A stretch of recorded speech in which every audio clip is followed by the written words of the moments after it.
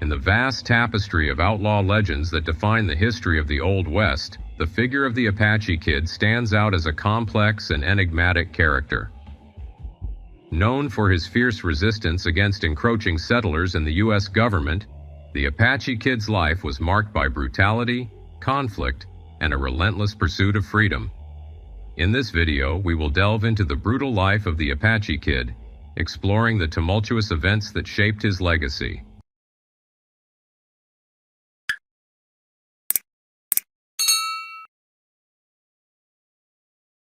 The Apache Kid, a notorious outlaw of the late 19th century, emerged as one of the most formidable Apache figures alongside Geronimo. He was born in the 1860s on the San Carlos Reservation in Arizona. Originally known as Haxe Bene Natale, he was nicknamed Kid due to the difficulty in pronouncing the name by citizens who met him. Apache Kid was captured by the Yuma Indians as a boy, and after being released by the United States Army, he became an orphan on the streets in military camps. As a teenager in the mid-1870s, Kid met and was essentially adopted by Al Cyber, chief of the Army Scouts. At the time, with the Southwest thwarted by Apache attacks, General George Crook devised a strategy to use Apache scouts against their fellow tribesmen. Enlisting Apache Indians from San Carlos and other reserves, these scouts expertly tracked down the hunted Apaches. In 1881, Kid joined the ranks of the Indian Scouts, distinguishing himself in their service. Recognized for his outstanding performance, he attained the rank of Sergeant Major in July 1882. The following year saw his participation in General George Crook's expedition to the Sierra Madre. The Geronimo Campaign of 1885 and 1886 found Kid in Mexico as early as 1885, accompanied by Chief of Scouts Al Cyber. When Cyber received his summons in the fall, Kid accompanied him back to San Carlos.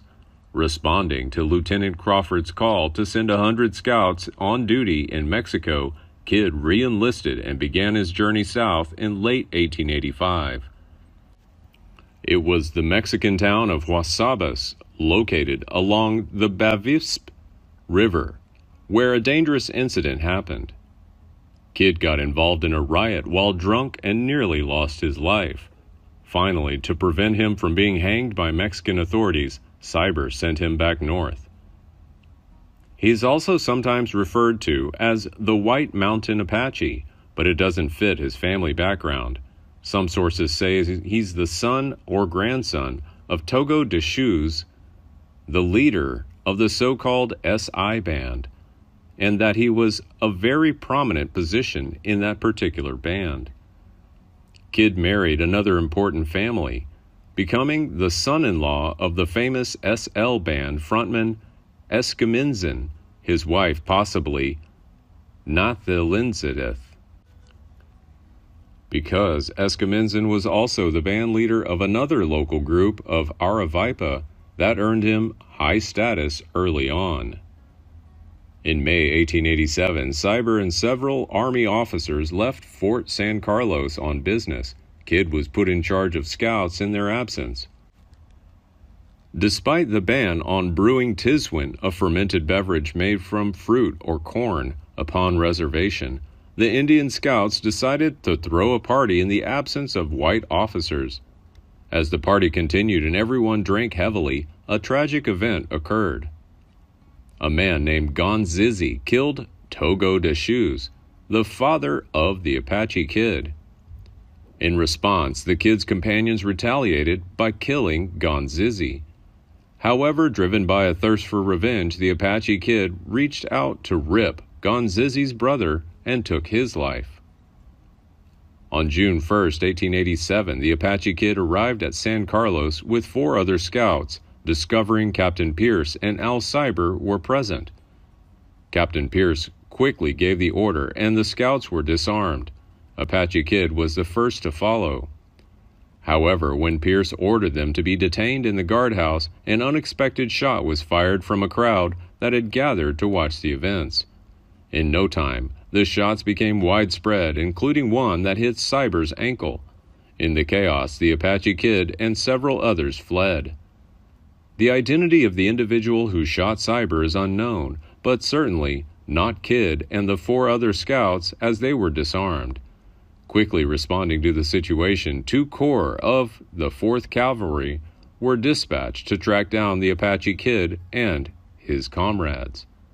Over a 2-week period, the cavalry pursued the fugitives along the banks of the San Carlos River with the support of additional Indian scouts. They located Kid and his party in the Rincon Mountains.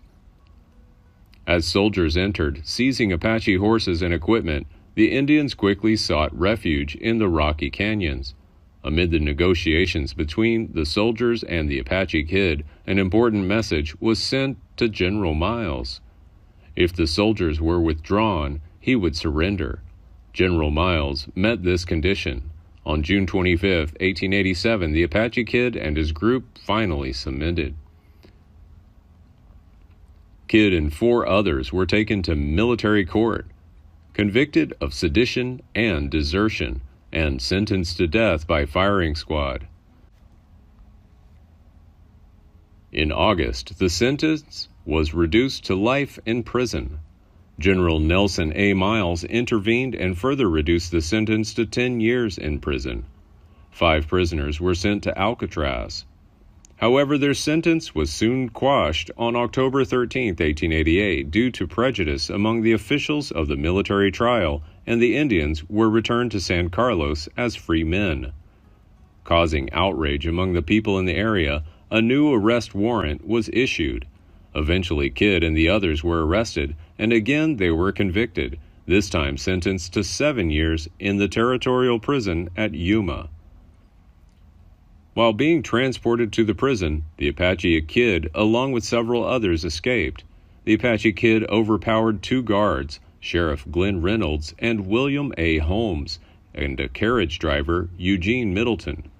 In what would later become known as the Kelvin Grade Massacre, Glenn Reynolds was killed, Middleton was wounded, and Holmes died of a heart attack. Middleton later recovered, saying that Kid prevented another Apache from killing him by hitting him on the head with a rock. Middleton further explains that he offered Apache Kid a cigarette, and this is why the Kid let him live. The prisoners escaped into the desert. Militia, bounty hunters, and U.S. Army soldiers teamed up over the next months to track down the escapees, all of whom were eventually recaptured except for the Apache Kid. Throughout the years, there have been unconfirmed reports of sightings of the Apache Kid, with no substantial information on any of them. In the following years, Kid was involved in a number of criminal activities, including rape and murder, but there is no concrete evidence directly related to these crimes. Later, the Arizona Territory Legislature placed a $5,000 bid for his head, dead or alive, but no one received a reward. It is impossible to determine how many crimes he committed.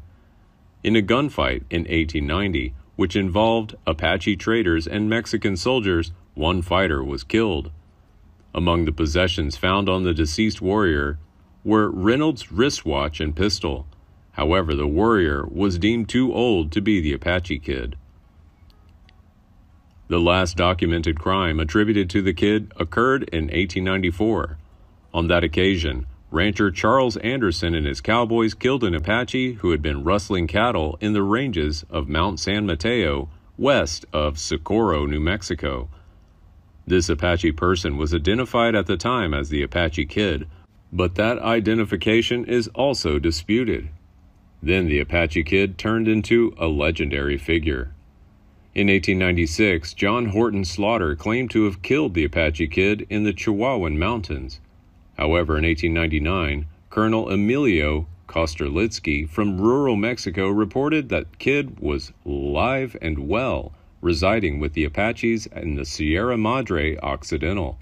However, this statement has never been proven. In his 1968 book titled Cow Dust and Saddle Leather, Ben W. Kemp provides insights into the Apache Kid's final moments. Chapter 17 recounts an event known as the Apache Kid's last horse wrangle. In it, the author describes a scene in which he witnessed Billy Keene, a member of the team that confronted the Apache Kid and ultimately won, beheading him in Chloride, New Mexico in 1907.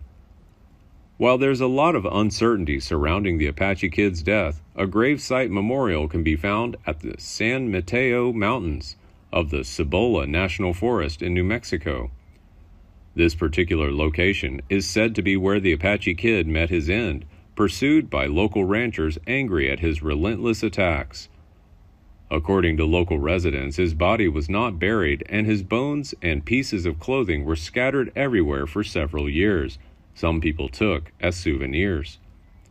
Located about a mile northwest of Apache Kid Peak, the marker is a grave located at Cyclone Saddle.